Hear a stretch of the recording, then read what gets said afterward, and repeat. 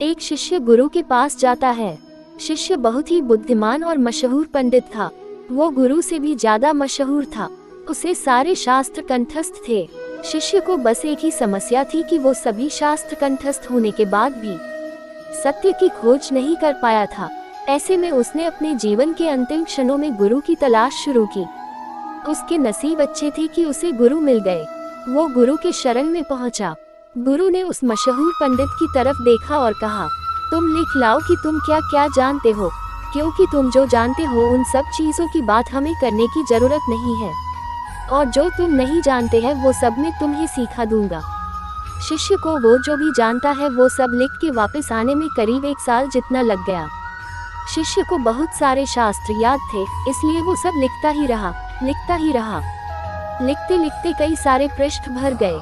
उसने जो भी लिखा था उसकी वो एक पोथी लेकर अपने गुरु के पास करीब 1 साल बाद आया। गुरु ने कहा, ये बहुत ज्यादा है, मैं इतना सब नहीं पढ़ पाऊंगा, क्योंकि मैं अब बूढ़ा हो गया हूँ, मेरी मृत्यु करीब है, तुम इसे संक्षिप्त कर लाओ, सार लिख लाओ। शिष्य फिर से चला जाता है। इस बार उसे 2 महीने लगते हैं। इस बार उसने केवल 100 पृष्ठ भर के लिखा और वो 100 पृष्ठ लेके गुरु के पास गया। गुरु ने कहा, यह भी ज्यादा है, इसे और संक्षिप्त करके लाओ। कुछ समय के बाद शिष्य अपने गुरु के पास एक ही पन्ने पर सार सूत्र लिख के लाया, लेकिन गुरु बिल्कुल मरने के करीब थे। उन्होंने कहा कि मैं सिर्फ तुम्हारे लिए ही रुका हूँ, तुम्हें समझ कब आएगी, इसे और संक्षिप्त कर लाओ। अब शिष्य को होश आता है। वो भागता हुआ जाता है और एक कमरे में से एक खाली कागज ले आता है। उसने गुरु के हाथ में वो खाली कागज दिया। गुरु ने कहा, अब तुम शिष्य हुए, मुझसे अब तुम्हारा संबंध बना रहेगा। कोरा कागज लाने का अर्थ हुआ, मुझे कुछ भी पता नहीं, मैं अज्ञानी हूँ।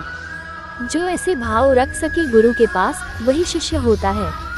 अगर हमें गुरु से ज्ञान प्राप्त करना हो तो वो हमें अज्ञानी बनकर ही प्राप्त हो सकता है। पंडित बनने से गुरु नहीं मिलते हैं। अगर आप किसी के भी पास ज्ञान प्राप्त करने के लिए, कुछ भी सीखने के लिए जाए तो ये बात हमेशा याद रखना कि आपको जो आता है उसके बारे में आपको सामने वाले से बात नहीं करनी है। आप जो उनसे सीखने के लिए आए हो उसके बारे में बात करनी है।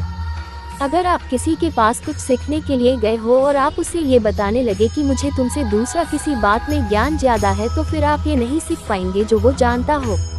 इसलिए ये बात याद रखना कि हमेशा अज्ञानी बनकर ही ज्ञान प्राप्त हो सकता है। हम चाहे कितने भी बुद्धिमान क्यों न हो, लेकिन अगर हमें किसी से ज्ञान प्राप्त करना हो तो हमें उसके आगे झुकना ही चाहिए। ये कहानी ज्ञान हमेशा झुककर प्राप्त होता है, उसी के बारे में है।